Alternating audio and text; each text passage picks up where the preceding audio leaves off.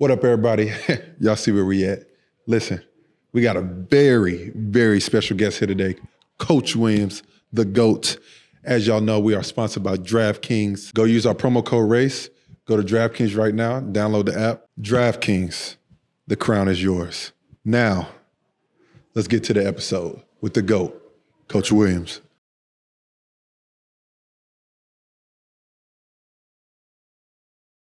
What up, everybody? Welcome to another episode of Run Your Race with my boy, AJ Richardson, who is not here today because people, I'm going to tell you right now, AJ can be a part of this one. National champions only.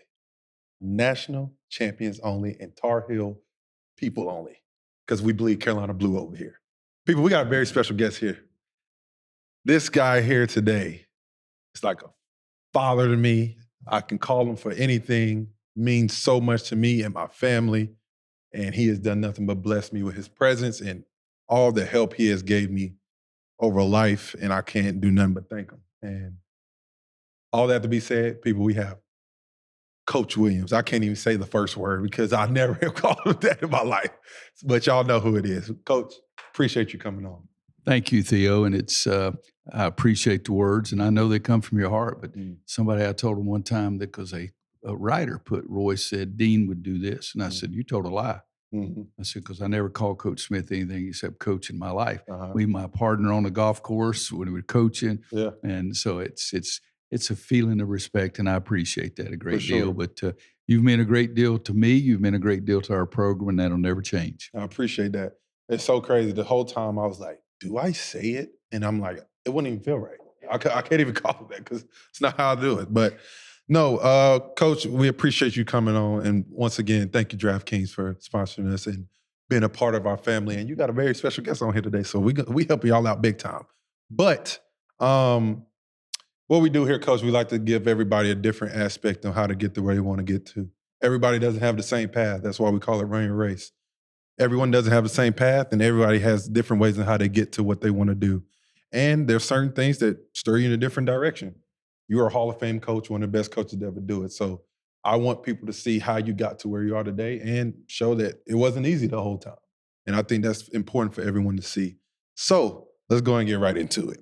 Coach, where you from, and how'd you become Coach Williams? I'm 74 years old now, so it's been a long journey, boy. Yeah, for sure. No, my family growing up wasn't the best family. My dad was an alcoholic, married 5 times. He and my mom split the last time when I was like 10 years old. My dad. He was my father, and that's what he was. But there wasn't a lot of really good things going on at that time. So I used to go out where we lived at one point. The neighbor behind us had a dirt basketball goal, and I used to go out and shoot on the dirt basketball goal. And it rained. It made me so mad because the ball got so dirty and muddy and everything. But so that's the first place I started playing basketball. And then a friend of mine went to the YMCA on Saturday morning. We'd had no feeder program in elementary school. Okay. So we go to the YMCA, and I'd played a lot on that mud court out there. And so they put me on a team. Yeah. And I'd never played in an organized game. I was in the 7th grade, and I'd never played in a single organized game until then. How'd that go for you? Yeah. The first time down, I passed it to the guy on the right, and he shot it and missed it. Second time, I passed it to the guy on the left, and he shot it and missed it. So next time I came down, I just drove it to the basket and shot it, and it went in. So I've been shooting ever since. I might be okay, yeah. I've been shooting ever since. But and so there was no feeder program, so I played at the Y on Saturday and Sunday mornings. And then I got in high school, and as a 9th grader, I made the JV team. I was 5'5", weighed 100 pounds, and but by the end of the season, I was playing quite a bit. Okay. And so the key thing for me is that there was, education wasn't spoken of in my family. My father quit school in the 6th grade. My mother quit school in the 10th grade. But my high school coach, all of a sudden, at the end of my freshman year, the varsity coach, started saying to his U.S. history class that he thought Roy Williams could be the best point guard he'd ever coached. And so I had some buddies that came back and told me that. And I thought, geez, and it was the first time that anybody had ever giving me that positive kind of feedback. Yeah. And all of a sudden, it really made me feel really good. For sure. And so I was going to the outdoor courts because that's where we played all the time on the asphalt. And I started staying longer than everybody else and working on it. And then all of a sudden that summer, I realized what he had done to me had given me confidence and made me feel good about myself. And so it's crazy, but the summer after my 9th grade year in high school, I decided I wanted to be a coach, and I particularly wanted to be a basketball coach. And so I never wavered, and it worked out pretty well. My sophomore year, I was able to start. My sophomore year, I was able to start on the baseball team also. I was the only freshman that made the varsity as a baseball player. But both of my coaches, my baseball coach was also my JV basketball coach. Gotcha. And those two guys really gave me a great deal of confidence, and they made me feel good. And so the rest of my life, I wanted to see if I could make some young kids feel like my coaches made me feel. Did you know it?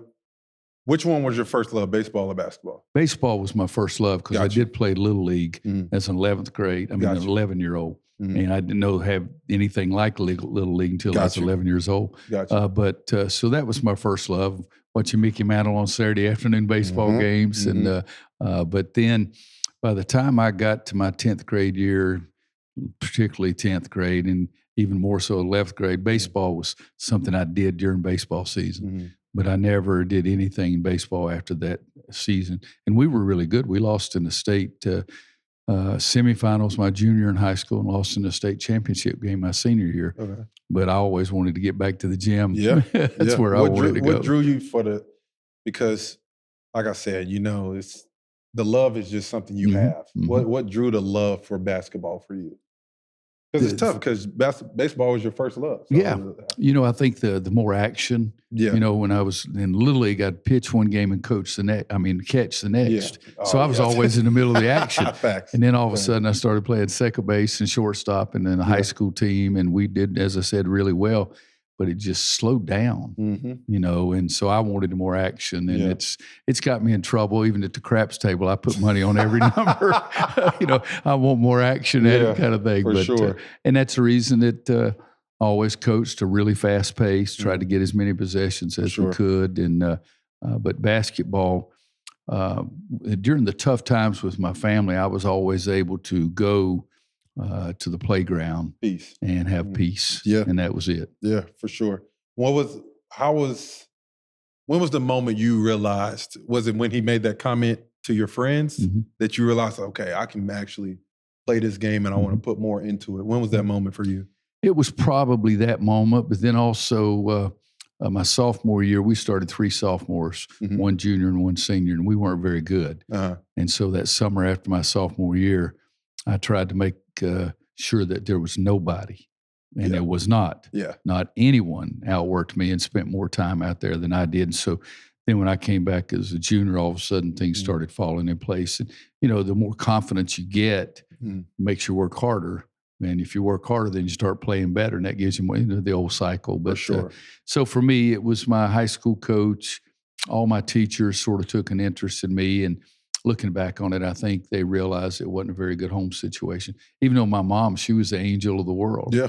And I was really thankful that she lived long enough to see me coach. And my first Final Four was in 1991. And in fact, I was coaching at Kansas, and we played North Carolina. Wow. In the semifinals and won. And so that was something that I was really appreciative of, the man upstairs, making sure that my mom could see some of those kind of things. And in 1984, I built my mom the first house she had ever owned because we had always rented.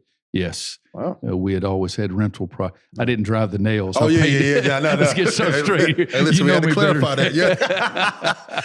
I paid those guys that knew what they were doing. Yeah, for sure. But I was 34 years old, and that was a dream of mine for her to have a place. And so, unfortunately, she only lived 8 more years after that. But so, and Theo, I was really happy. Yeah. I knew that I didn't have the same kind of situation that all my friends had, but my mom was the angel of the world, as I said. And, we didn't starve. We had food, and she worked her tail off. In fact, she retired at 65, and she'd been at the shirt factory for 40 years. And the last week she worked 52 hours. And unfortunately, but she said she wanted to stop, and I was doing some things to make it a little easier for her. And she wanted to stop, spend time with her grandchildren. Because my sister had 2 children and we had 2. And 9 months after she retired, she got cancer, and 7 months later she was passed. So that part was tough. But no, I think the teachers, and that's the reason I'm so big on education, the teachers and coaches found this little boy and gave me a niche and really had confidence in me, and it was a neat situation. For sure. I mean, one of the reasons I love doing podcasts, because you look back at those moments of like seeing your mom go through that grind every single day. It just makes you even want to work even harder. Like, if my mom can do this to put food on the table, why can't I go work hard in the gym? You know what I'm saying? To help her out. And to do those things, I think it just comes back to the fruition, the type of person you are. You work just as hard as anybody I ever met. Well, to me, that was one thing I always wanted to do, is I wanted to make sure nobody did outwork me. But for sure. I'll tell you a funny one, but it's cute, and it was sentimental, emotional. But when we built my mom the house, and had a friend of mine had a pickup truck, and 3 loads in the pickup truck's all my mom's possessions. We took from the little house, the 2-bedroom, and moved it into her house, 3 trips in the pickup truck. And my sister said something, and I says, what time are you bringing her over here? And my sister was 4 years older. She said, I'm going to bring her over here at 2:30. And I said, okay. I said, I'll see you at 6:30 for dinner. And she said, you're not going to be here when Mom walks in the first time? Because she had never seen it. And she said, you're not going to be here when Mom walks in the first time? And I said, no. Why should I want to see my mom cry? For sure. But then I finished it the way that she loved, because I said, just tell Mom I want fried chicken and biscuits and gravy. Oh, yeah. She's going to throw down that night. That's right. And so my sister went to the grocery store and got the food. And then I went to the golf course and played, and then went back over to the house. And I walked in, and my mother was standing at the stove stirring the gravy. And I walked in. I said, well, what do you think? It sort of surprised her. And she turned around. She turned her head back around from me. She started crying.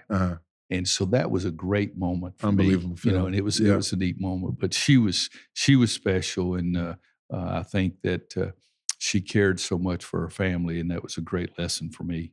For sure. High school's coming to an end, and you go to high school. You don't go to play basketball in college, do you? I played 1 year at the University of North Carolina on our freshman team. There you go. That's right. Hey, come on now, check the stats. Get the stat book out. Huh? No, the stats are very, there are not many of them. But Why Carolina, though? The crazy thing is my high school coach went to North Carolina. He knew I wanted to be a coach, and he thought it'd be great for me to go to North Carolina. And I was a pretty good student. I made A's is all I made. And so he wanted me to go play because he wanted me to go to North Carolina because he thought I would learn a great deal from Coach Dean Smith.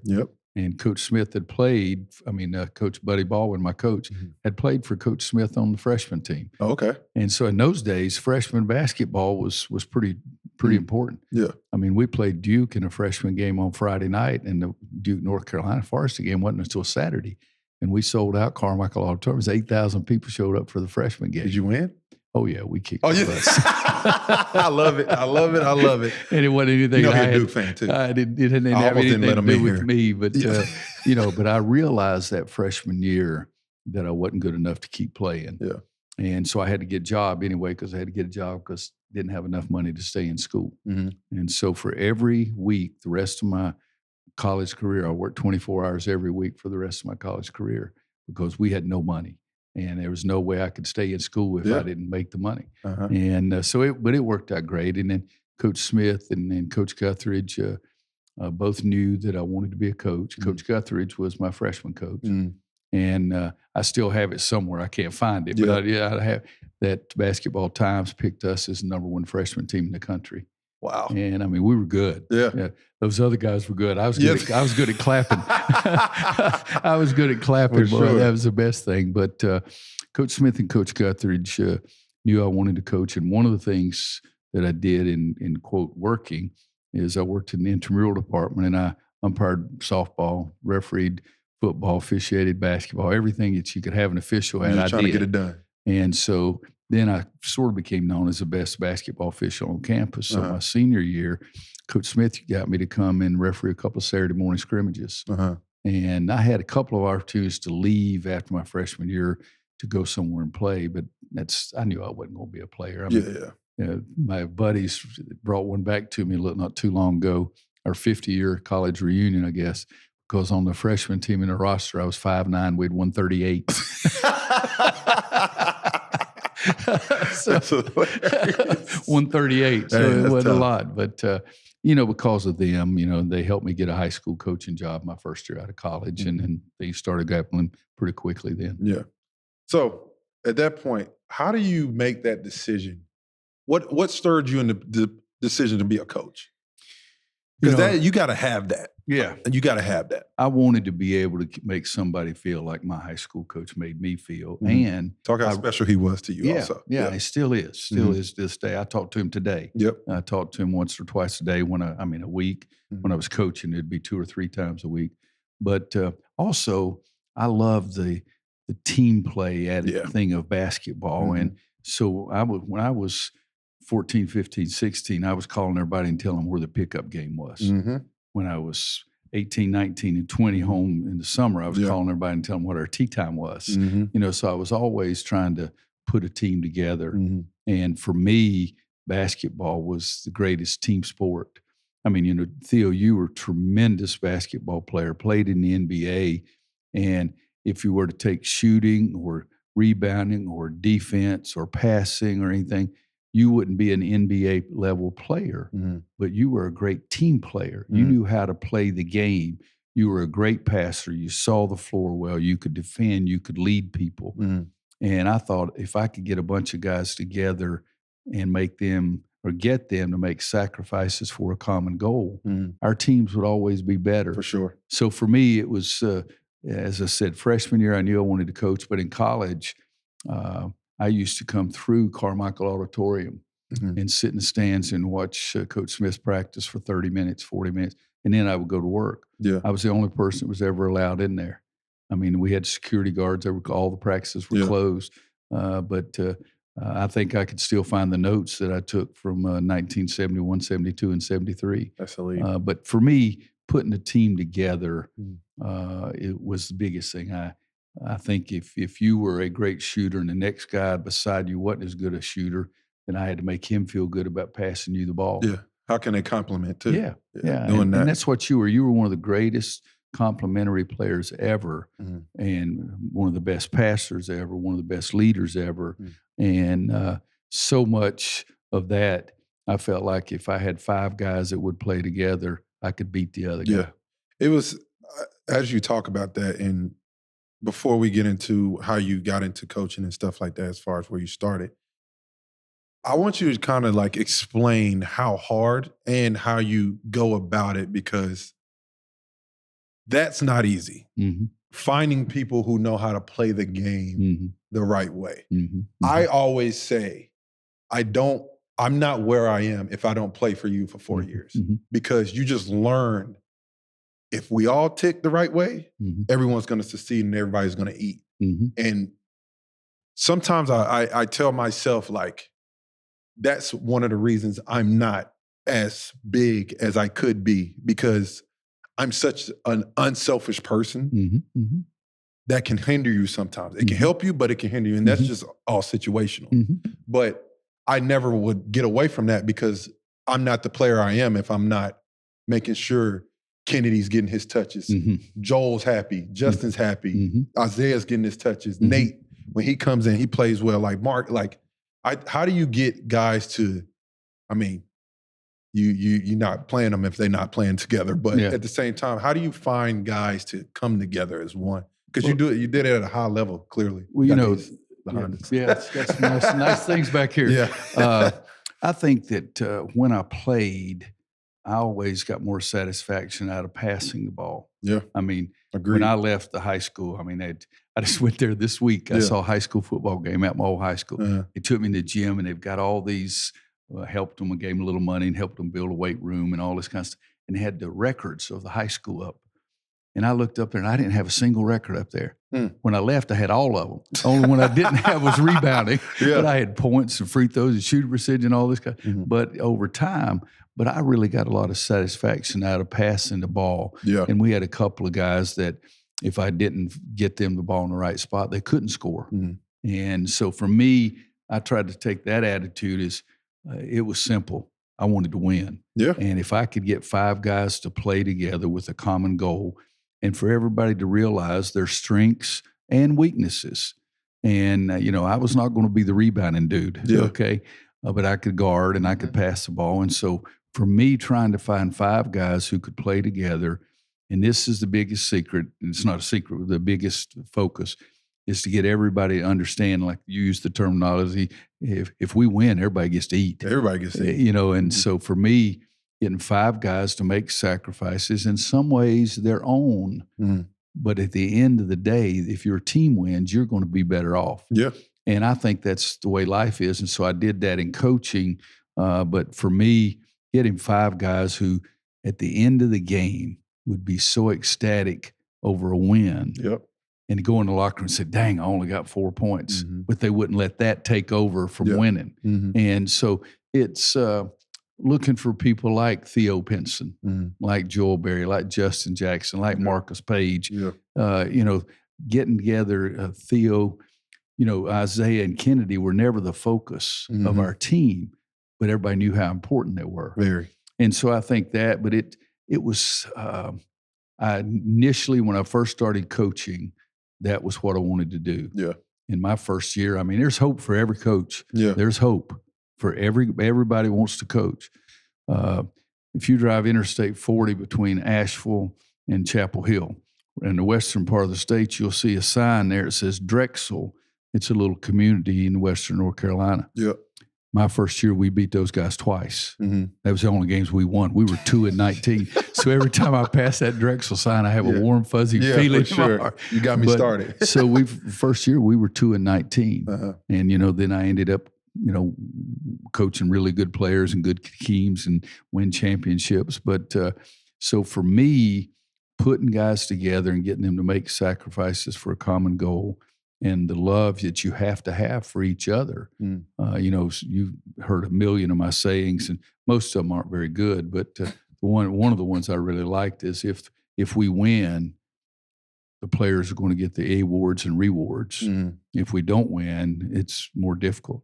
Yeah. And so I tried to get everybody to buy into that. And then one that has taken off quite a bit is that Rome wasn't built in a day. And I just added something to it. I said, but it was worked on every day. Yeah. And, so for me, that was the kind of thing that I loved doing. And I looked for it in recruiting. For sure. There were guys that that were really good players that would have struggled playing for me. Yeah. And I would have struggled coaching. Yeah. So I just left those dudes to somebody else. For sure. There were definitely certain fits.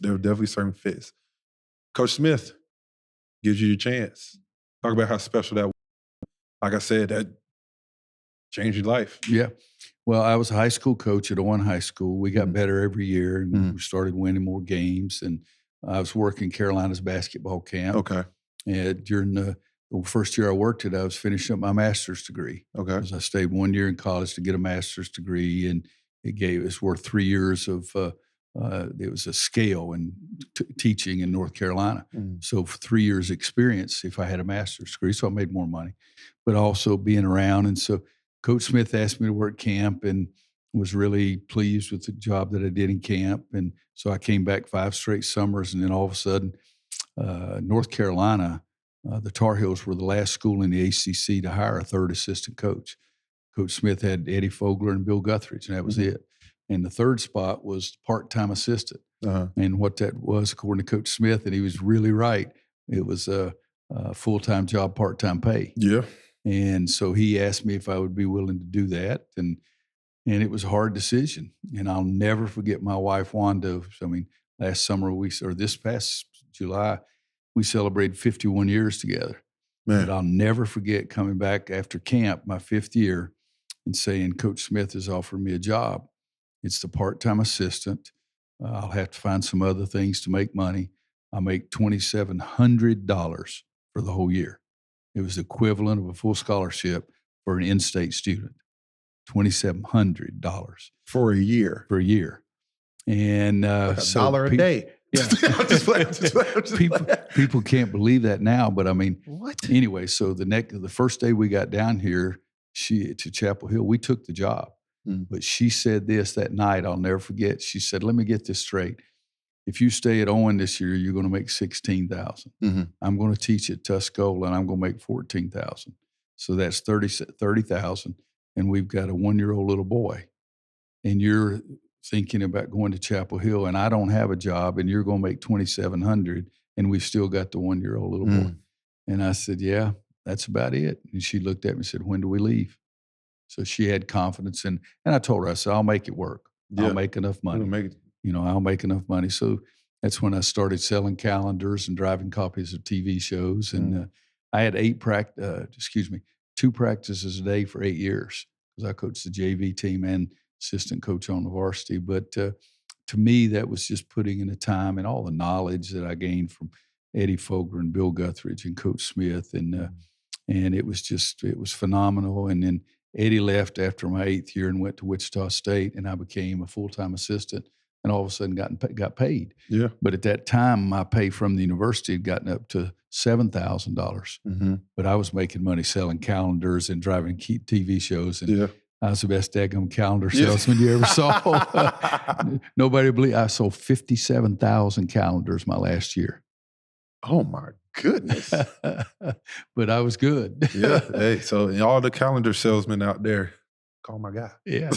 But Coach Smith believing in me, and then I never would have gotten the job at Kansas if it hadn't been. That was Coach Smith's school. He played at Kansas. They won a national championship in '52, and he had some people on the committee that he got them past the idea of we're hiring Roy Williams. He's the 3rd assistant to come and coach Kansas.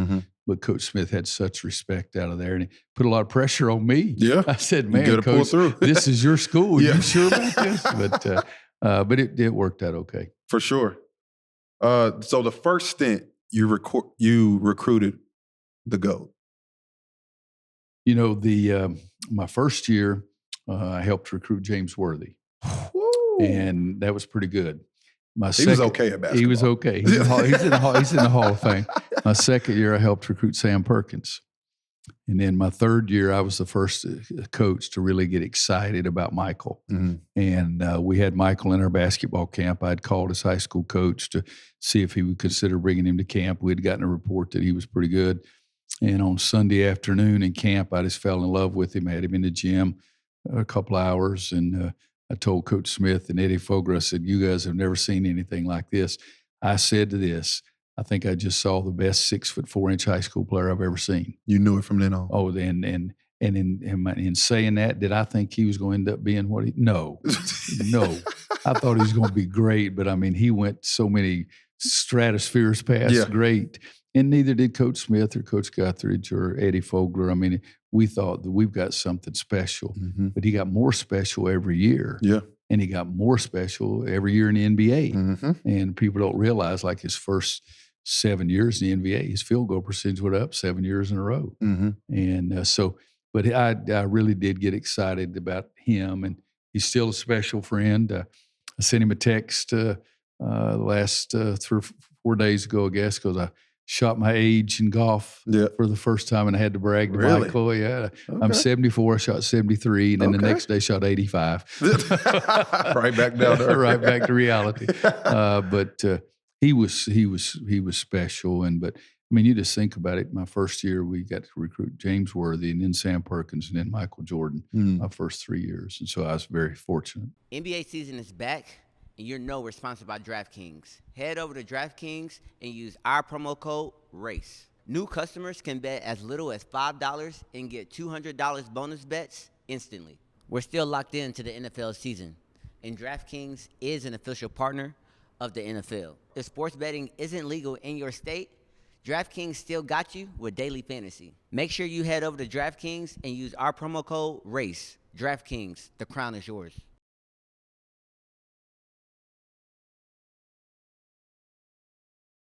So you get the chance at Kansas, right? Coach Smith put everything on the line for you. Talk about the pressure. First of all, and that's just not a small school. No. It's not like it's just a school that like NC State. No. It's not that type of school. But you're going to Kansas. It's a blue blood. They love their basketball there. What was your feeling like getting that opportunity and going into that? You know, when Coach came in and told me, he said he had talked to the athletic director, and the athletic director had offered him the job and said it was his school. And he said, yes, he graduated from Kansas, but North Carolina was home now. And he said, it's hard to leave a place that is named a building after you. Yeah, that's tough. And so he started pushing me, and he came in and said, at the end, just hang in there. At the end, you'll have a chance. Yeah. I went home that night and told Wanda, I think Coach Smith's losing it. I said, there's no way they're going to hire me at Kansas. But he had a special relationship with a couple of people, and one of them had a special relationship with the athletic director. And the athletic director was Bob Frederick, and I met him in Atlanta airport for 2 hours, first interview, and we really hit it off really well. And I realized that, hey, this might work, because Bob, in his mind, Dr. Bob Frederick had what he was looking for. And he said later that I checked off all the boxes for him with the exception of one, is I'd never been a head coach. But he trusted Coach Smith, trusted his own gut feelings, and got the chancellor to go along with it. They were about the only two people that wanted me there. Everybody else was questioning, who is this no-name assistant coach? But Coach Smith did, and his presence and the respect that people at Kansas had for him was the only way. And but we got started, and then the key after that, the number one key, 1 through 99, was Coach Smith, but key number 100 was the players. When I first got there, they had just won a national championship. And now the bad thing is Danny Manning and Chris Piper that left, that kind of thing. But Danny Manning was the National Player of the Year. But we had some guys who had played in the national championship game, and they gave me a chance, Theo, the very first day. When I told them, this is what we're going to do, they accepted it. They didn't question me. This guy's never called a timeout. This guy's never coached a game. And see, for me, 8 years, as I said, I coached the JV team for 8 years. And so those 2 practices every day, and on game nights, I coached 2 games. But I felt like that was good preparation. But the kids gave me a chance, and it was Milton Newton, Mark Randall, Kevin Pritchard, Scooter Berry, Jeff Gellner, Sean Alvarado. I can name everybody on that team without missing one, I guarantee. But they gave me a chance, and we got off to a great start. We were put on probation for what had happened the year before. Before we got there, we didn't have anything to do with it. But so we couldn't play in the tournament, but I was named National Rookie Coach of the Year. And then the second year, we were really good. And we spent 13 straight weeks at 1, 2, and 3 in the country. And regretfully lost in the NCAA tournament, Sweet 16. But so those kids at Kansas, I've always said I owe them. And just saying that doesn't even come close to being what it truly is. For sure. You're in Kansas. You have like I said, that people don't understand how much further that goes and you probably know this better than anybody else. When the kids like the coach, it goes a lot further. And because they're the ones have the produce, you see what I'm saying? And they want to play for you. That makes a whole lot of difference. And just accepting coaching, because at the end of the day, we talked about, everybody can't play for Coach Williams. You know what I'm saying? Like, you have to be particular. And it's not even like it's a scary thing. It's just like, you don't have to share the ball. You don't have to play the right way, or I don't care how good you are. You're not going to play. You're not going to play. And that's what it came down to. And I fully respect that. I want to ask you this. One team at Kansas that you thought should have won it. 1997. And you were at Kansas how long? I was there 15 years. 15 years 15 at Kansas. years. 1997. I went to the Final Four 4 times, lost national championship game twice. But in 97, we lost 1 game at Missouri where Jacques Vaughn, who coached in the NBA, slapped the ball loose. We're up 1, clock's going down 10, 9, 8, 7. He slapped it through the Missouri player's legs, and it bounced to another Missouri player, and he shot it, and it went in right at the buzzer, and we lost by 1. And then we didn't lose again to the NCAA tournament, and Arizona beat us in the Sweet 16, and they won the national championship. But it's still emotional for me thinking about that team. When I was fortunately, I was inducted into the Hall of Fame in 2007, I think it was. And I apologized to the 97 Kansas team. And 4 of those guys were there. And they came up to me and said, how dare you apologize to us on one of your biggest moments? But we had such a good team. We had Jock Vaughn, NBA player and coach, Scott Pollard, first-round pick, Rafe LaFrance, first-round pick, Paul Pierce, first-round pick, and I'd recruited all of them. And then the 5th star was Jared Hass, who ended up being a college coach and a whole bit. But we were really good. But Jared broke his wrist and tried to play in the Arizona game, but just couldn't play. And it was so sad. But and they had Mike Bibby, and they were good. They were good. They had team. 4 guys. In fact, Lute Olson, their coach, said they underachieved all year until they got to the NCAA tournament. But they had 4 guys that played in the NBA, Jason Terry, Mike Bibby, I'm losing a name here, but they were really good. Jared said, Coach, give me a chance. And I'll never forget that I said, all right, this is your warm-ups, shoot around. And I said, shoot a free throw. And he shot an air ball. And he started crying. He said, Coach, just give me a chance. And I knew what he had worked for his whole life. That's what he wanted. So that night I started him. And the first play, he denied this left hand, knocked it loose, went down, laid it up left-handed. And he shot 3 more times and never hit the rim the rest of the night. So he just couldn't play. And we had Miles Simon and Bibby were the 2 coach guards. Jason Terry was the 3 guard front for him, but we didn't have enough defense to stop those guys. But that is to this day, is still the biggest regret I have. Gotcha. Yeah, it's tough. Them losses, they definitely sit with you. Yeah, and we lose to Villanova on a last-second shot. And that wasn't easy. That wasn't easy. We're going to talk about that one. We're going to get to it. Okay. Let me ask you this. You go to a school, you're Carolina Blue through and through. You go to Kansas for 15 years. What was it to make you come back? It was strange because Kansas gave me a chance. I said the athletic director and the chancellor were really the only 2 people that wanted me, but everybody, by the end, they were very pleased with what we had done. So in 2000, they asked me to come back at North Carolina when Coach Guthridge retired.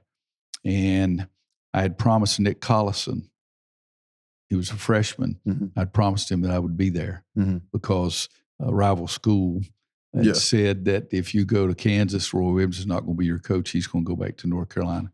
But I'd promised Nick I would be there. So when they asked me the first time, I could never justify what I was going to say to Nick. And I know that sounds crazy to some people, but I'm crazy. For sure.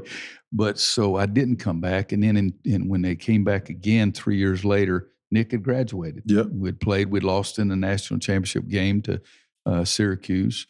And it was a horrible loss. All of them are, but we shoot 57% against Syracuse's zone.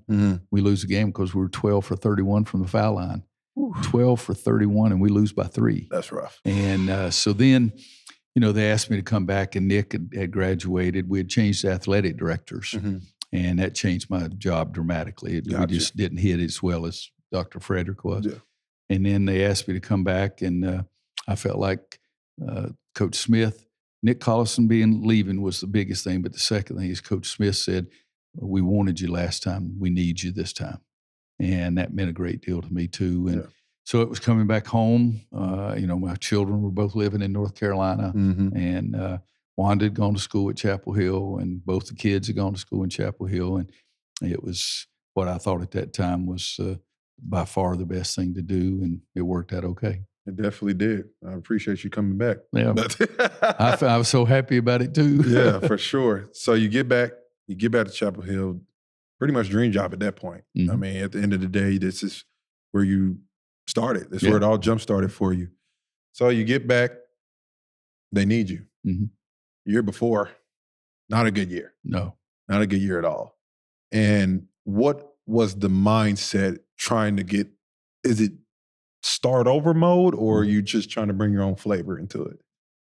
A little bit of both. There was so much infighting with the players, and the fans weren't happy. The former players weren't happy. And Matt Darty, shoot, I helped recruit him, helped coach him. I hired him as assistant. He was a great friend and whole. But things just didn't go well. And so to me, I felt like we had to win because that takes care of most everything. For sure. But we had to get all the former players and everybody back on the same page. For sure. And so it was that two-pronged focus for me is we got to win. But we had talent. Matt had done a great job. We had Sean May, Raymond Felton, Rashad McCants, Jawad Williams. And, in our first year, I said, hey, I'm a little crazy, but if you do what I tell you to do to the best of your ability, we'll make the tournament. Because North Carolina hadn't gone to the tournament 2 years ago. There's nobody on our roster that had ever played in an NCAA tournament game. And I said, you do what I tell you to do, we'll make the tournament. I'll get you some help. And next year, our second year, we'll have a chance to win the whole blessed thing. Yeah.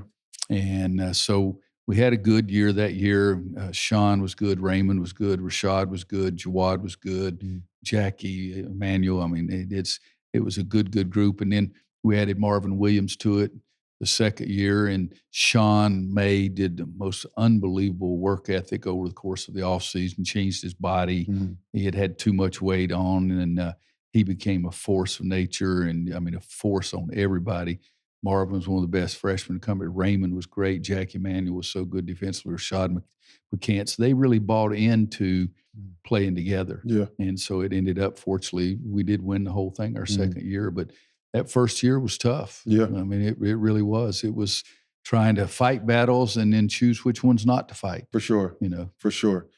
Going into, I want to go through each championship team, the ebbs and flows of it. What was the moment in the 05 season that changed the team for you? Changed the whole season? Because like I said, y'all didn't lose much that year. Y'all were very, very good. Yeah. So what was it that year that helped y'all get to where y'all were? First game of the year, Raymond had been suspended because playing in a summer league game. That wasn't sanctioned. I heard about it. And so we played Santa Clara at Santa Clara, and they beat us. And Sean May, we laugh about it now, but his guy turned to his right shoulder every time. Lefty turned to his right shoulder. He scored 99 points against Sean, and we still talk about that guy. Yeah.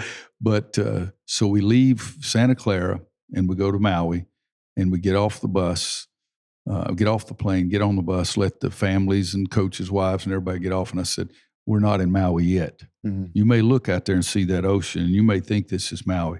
I'll tell you, by golly, when we get to Maui. Yeah. Go to the gym, get your gear, and go in the gym. And we went up to the gym, and we went for about 2.5 hours, probably the most physical, demanding practice I ever had in my life. And I told him, I said, that's not acceptable. Yeah. I know that we didn't have Raymond. That's BS. I know it. So, and you talk to those kids today, they'll tell you that changed everything. Yeah. And we were gifted. And we started playing well. We won the Maui Invitational. We got back. We won the regular season. Lost in the semifinals. No, second round. Georgia Tech. To Georgia Tech in the ACC. And we didn't have Rashad, I don't think. Yeah. And but I said, this is what we're came here for, is to win the national championship. And so Illinois was the best team in the country most of the season. Yeah. And they played together so well. And ironically, I remember taking an Illinois game tape and bringing it in the middle of the season and showing our Carolina guys what it's like. They were the way they passed. They had 3-guard lineup. And I said, that's the way we got to share the ball. I didn't realize we were going to end up playing a national championship game. But so Sean was just so dominating inside. Rashad could score. Jawad could score. Marvin could score. Jackie was one of the best defenders I'd ever coached. Rashad McCants could score. We really were really good. Yeah. And then the writers helped me. Yeah. Because the morning of the national championship game, they said this is talent versus team. And they were just talking, putting us down about we were talented, but we weren't a real good team. Appreciate that. And I was so thankful. Oh, yeah. Thank you. Thank you very much. But I think that early game in the season set the tone. And that we had some losses. Like I say, we lost to Georgia Tech in ACC tournament, but we had a chance to be really good. Got to ask you. Okay. We heard little birdie told us, played Clemson first game. They were smacking y'all. That means beating y'all down, you know. You got to help you with the terminology. Yep. But yeah, I got to explain it. And then you in the timeout said, if y'all lose this game, we're going to get on that bus. We're going back to Chapel Hill. And we're going to have practice. And my boy Ray went crazy and y'all won the game. But they still lost. And you took the rims down at the gym for practice. Is that true? Yep. I have one of those too. So I know how they felt. Yeah. Well, what I thought is we were so focusing on offense. Yep. That to be a great basketball team, you got to do both. And we could score. You know, prior question, I said that Rashad could score, Jawad, Marvin, everybody could score. But we had to find something that we could hang our hat on the defensive end of the court. So we're in the Smith Center, and I said, all right, guys, we're going into the practice gym for the next part of practice. And we go in the practice gym, and the goals are all down, but there's no rims on there. Yeah. And they're looking at me like, oh, my gosh, they thought I was just going to put them on the line and run. But we ran through all of our offensive sets, dummy offense. We did second air break, full speed. We did pressure defense. We did everything. I said, so see, we can improve today. We're better today. And nobody made a shot. Yeah. And so I think that was pretty significant for the team to understand, because we could lock you down. Raymond Felton, his first year with me, his sophomore year, he was not nearly as good defensively as I thought he could be.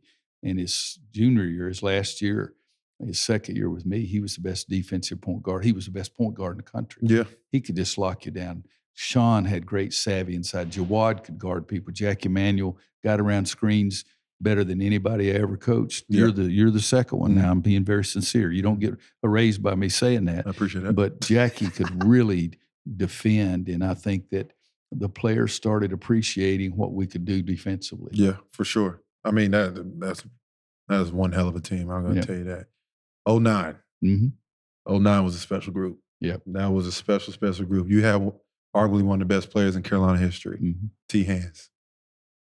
You know, we in fact, Tyler Hansbrough was at the national championship game in 2005. He's from Poplar Bluff, really? Missouri. Okay. He was sitting in the stands watching us win the national championship game.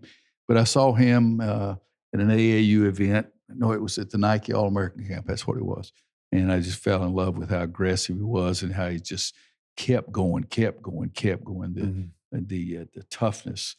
And we had a couple of other guys that I really liked, Marcus Kenyard, Bobby Frazier, Danny Green, so that was a good class. But their freshman year, I started 3 freshmen, and then David Noel, who came here as a football player, and Rayshawn Terry, who was second team All-State, not first team, second team All-State. And we ended up being a 3 seed, and we lose in the second round of the NCAAs. The next year, we make it to the Elite 8 and lose to Georgetown. And then the third year, we go to the Final Four and lose to Kansas in the semis.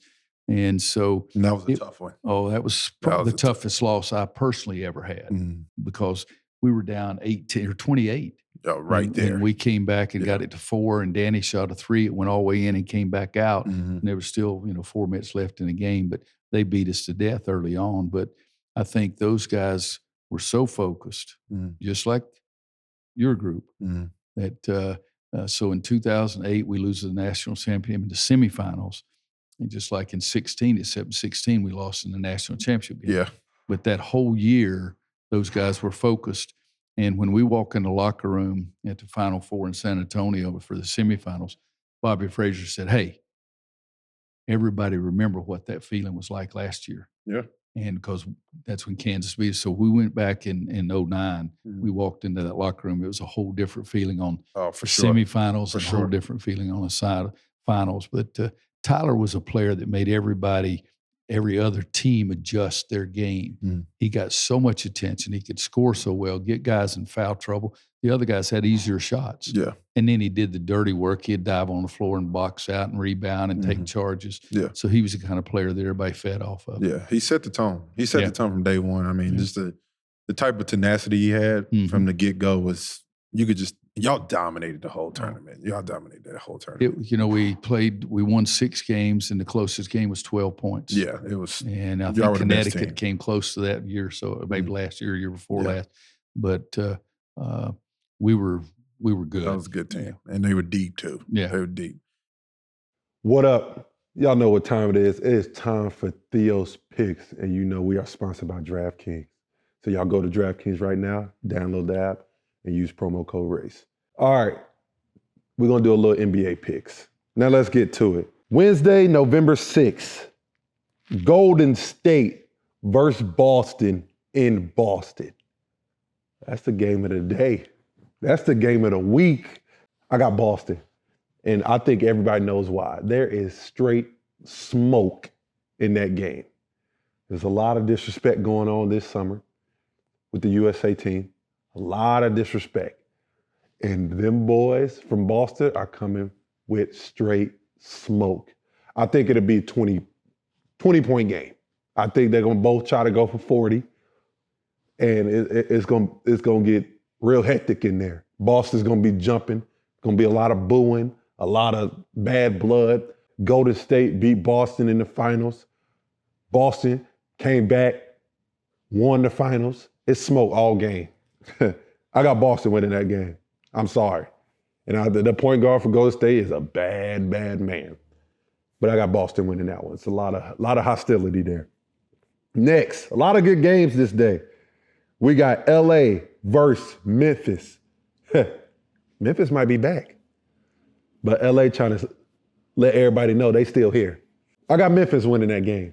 Just for the sole reason they damn near took the year off last year. And they want everybody to recognize, and this is a way for them to say, we back and we here now. I think Memphis point guard is elite. But everybody knows LA has 1A, 1B, whatever you want to call it, greatest player of all time. So it's going to be a dogfight in Memphis, in the grindhouse, whatever they call it over there. It's going to be special in there. Next, we got New Orleans versus Cleveland. That's going to be a game for you too right there. We got the power forward position going to be a dogfight. Shooting guard position going to be a dogfight. Point guard position going to be a dogfight. Let's just go and call it a dogfight.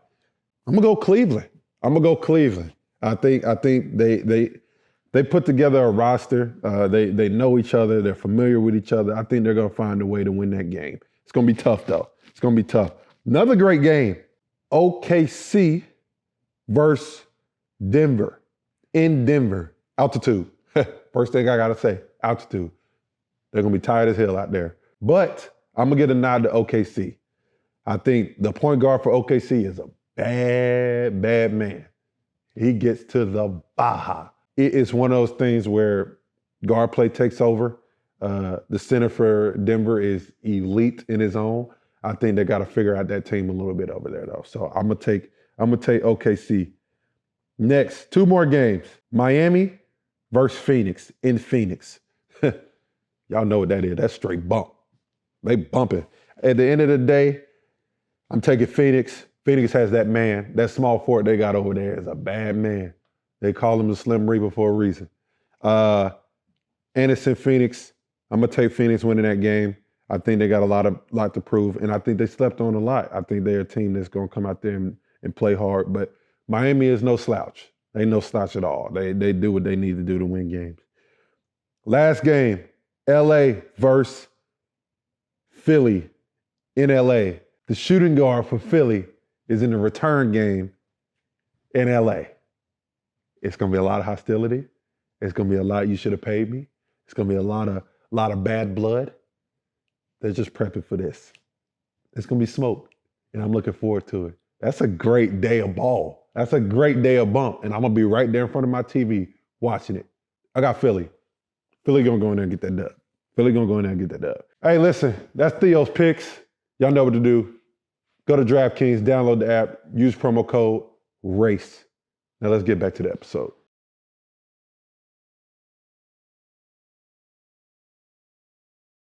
$17. Mm-hmm. We've talked about it briefly, but 16 was, I don't know if I've had a more fun month in my life. Mm-hmm.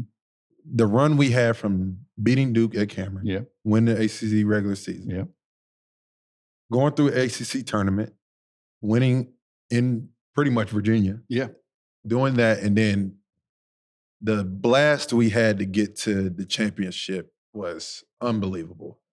What was your mindset and the way?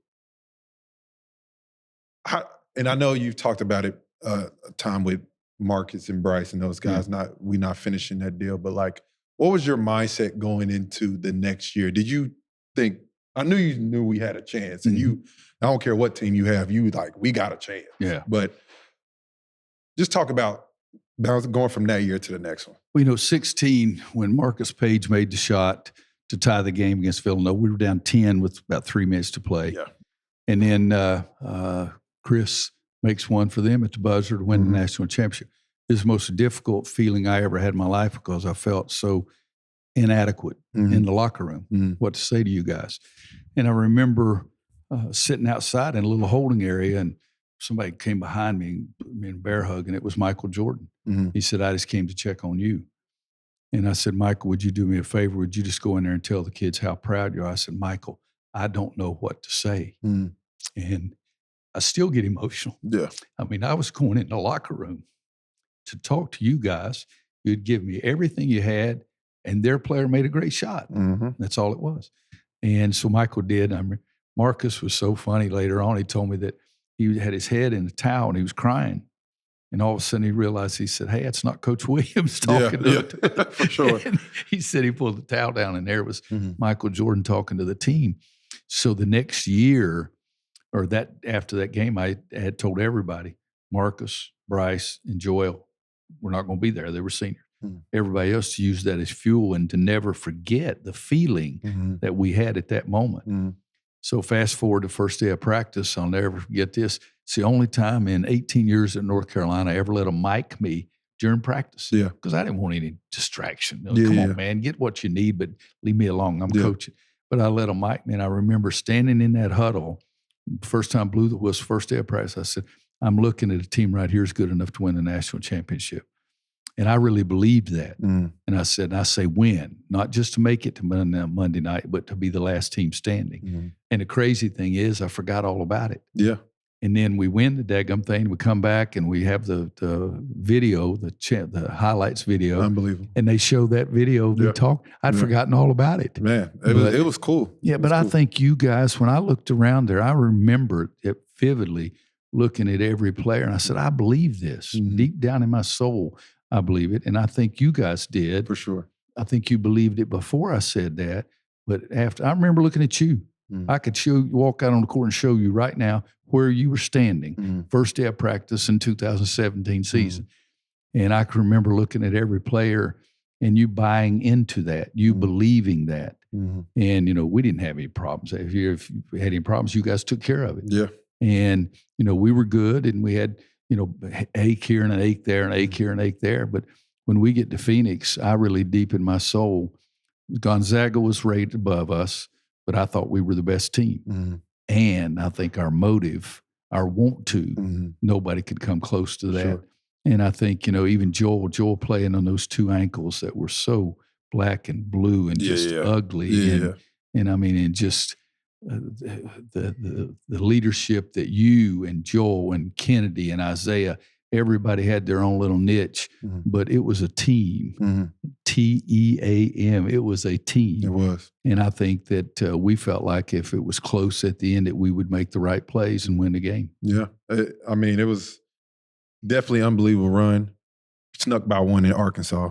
We got lucky on that one. I ain't going to tell you. But, you remember the timeout in Arkansas. I say, hey, guys, we're down like 12 or whatever it was. We've done this so many times. We do this every day in practice. We work on coming from behind. It's that year I went back and looked. In late game scenario, we were the 6 ahead or 6 behind. I put us 6 behind like 2/3 of the practices. Easily. And so, and Isaiah Hicks, who never said anything, said, guys, we do this every day as you guys are walking out. Yeah. And so that was the thing. We did sneak by them, but but it was destiny too. For sure. I remember waking up that morning and me and Joel were roommates, and I said, Joel, I don't care what we got to do. We can't lose 2. Yeah. 2 natties back to back, that can't happen. Like, we're not going to be able to show our face back at Chapel Hill if we lose 2. We got to get this one done. I'd have jumped off the hotel. Oh, my goodness. I was like, this can't happen. And we got it done. Unbelievable feeling. I just want to say personally to you, I thank you because I remember, I broke my foot Yep. at the base where we practiced at, and I came back and I got hurt again. And man, you sat in the player lounge. It wasn't a player lounge, it was coach's lounge, wherever, near the office, and you helped me out big time because I was broke down. Yep. That was one of the days I did not go to class because I was hurt. I was hurt because I had worked so hard to get back, and I just knew that was a team that could actually do it. And you just helped me through a tough time, and you got me back locked in. And then we get on the plane, find out that I could still play. Yep. And it was just funny how things worked out. It was an unbelievable run, and I can't thank you enough for being there for me. Like I said, I can't say enough about you. Well, I remember exactly what you're talking about. I remember the conversation, and I believed it. And also, I didn't think there was any way that something like that could happen. It just wasn't right. It just wasn't right. Yeah. But I was so thankful. And besides that, you were such a great teammate. You were so much a better teammate than Joel. Yeah. Be sure and tell him I said, we're saying this nationally. Yeah, he'll see it. Because you remember when he got sick that game and couldn't come to the game, he was throwing up and spinning. And so you guys walked back in the room and he said, how'd y'all do? Yeah. Man, I said, I remember that. What do you mean, how'd y'all do? He didn't watch the game. He was He pitch was black. over there pitch black, but he was dead kind of thing. But he didn't even say, how'd we do? Or he said, how'd y'all do? You know, and I've always got after him over For that. sure. But no, you know, Theo, I can remember so many different things with each individual player and things about what was going on and the individual things that happened. And I remember, and I don't even know if I ever told you this, I try to not be late for anything. I mean, I'm always on time. When I walked up here tonight, I said, I'm here two minutes, for sure. 2 minutes early, and there was a lot of traffic. Yeah. But, so I've got a group, my golfing group, and it's 10 couples. And a couple of times, all 10 couples would go. We would go to Arizona in the spring and play golf for 3 days, and the wives would shop and be by the pool, and we'd play golf.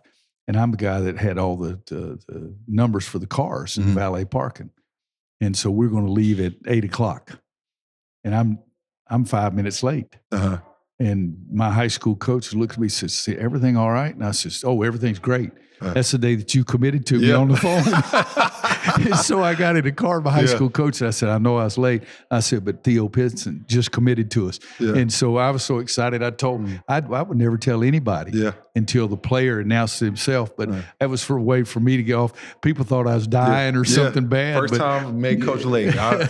We had just talked. And I went downstairs, and I was like, just got off the phone, probably 30, maybe an hour later. I said, I want to go to Carolina. That's what I want to play for. And I called him right back. I don't even know if I told my parents yet, honestly.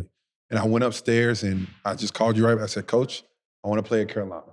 And the rest is history. I screamed. Yeah. We were both screaming. I was tight. Right. 2 questions before we get out of here. Okay. Let me ask you this.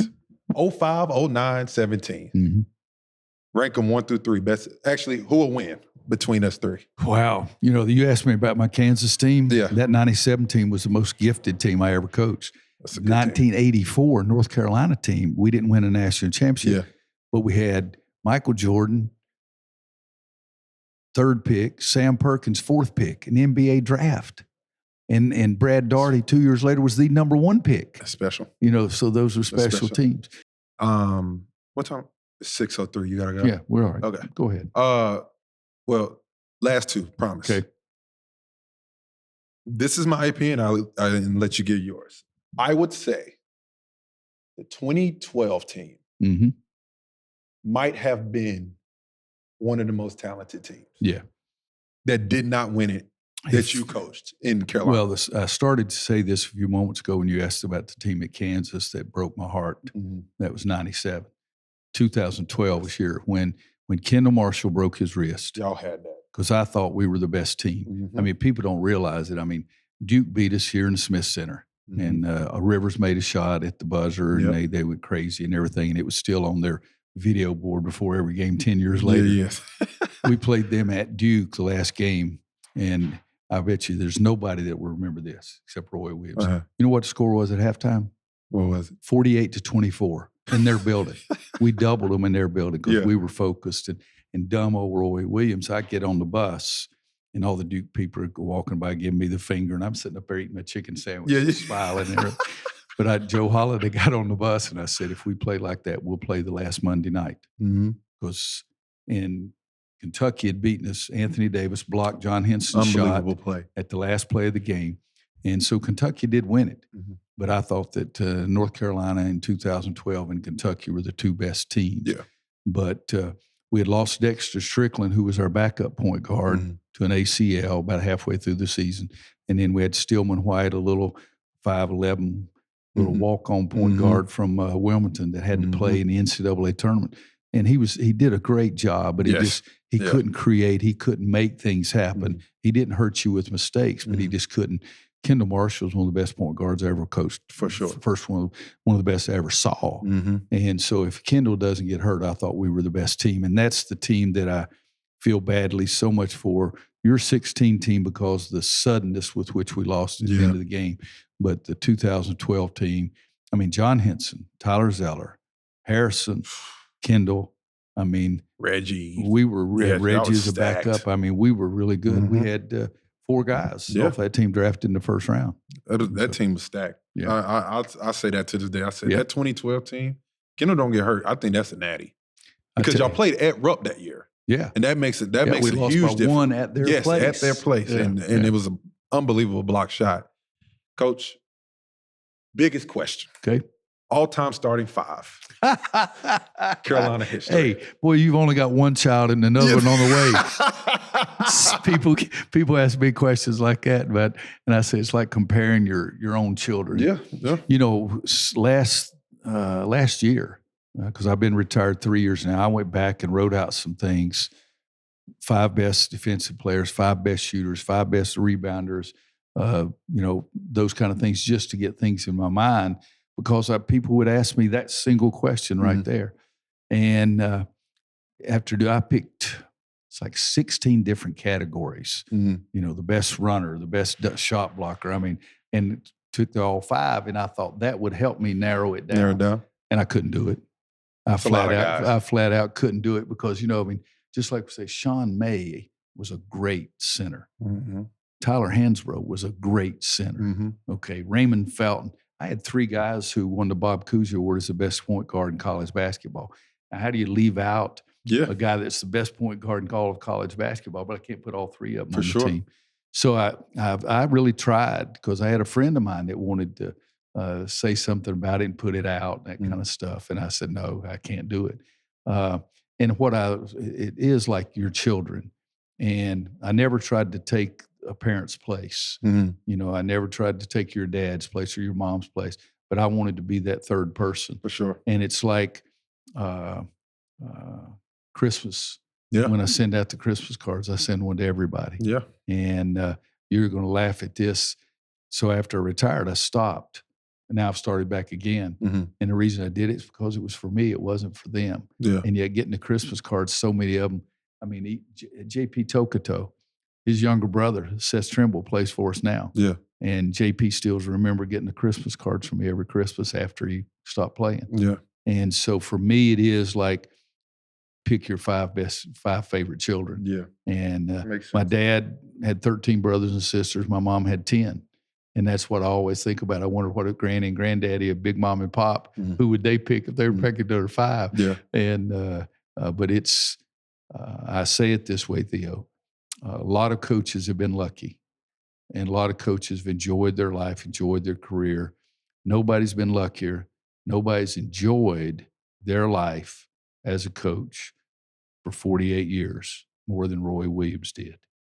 And it's because of the players, the relationships, the great times and the tough times. And so just how I hemmed and hawed trying to figure out who I would pick there, but I've had that question a lot. But when you get down to identifying individuals, I couldn't do that because I was the luckiest man in the world for 48 years as a coach. For sure. Perfect way to end it. Coach, I appreciate it. My favorite pod that we've all had. That's another episode of Rain Race. DraftKings, we appreciate you. We got Coach Williams on here. I told y'all, we getting bigger and better. We out. Peace. Coach, I appreciate it. Hope that's I what you appreciate wanted, it. boy. No, that was great.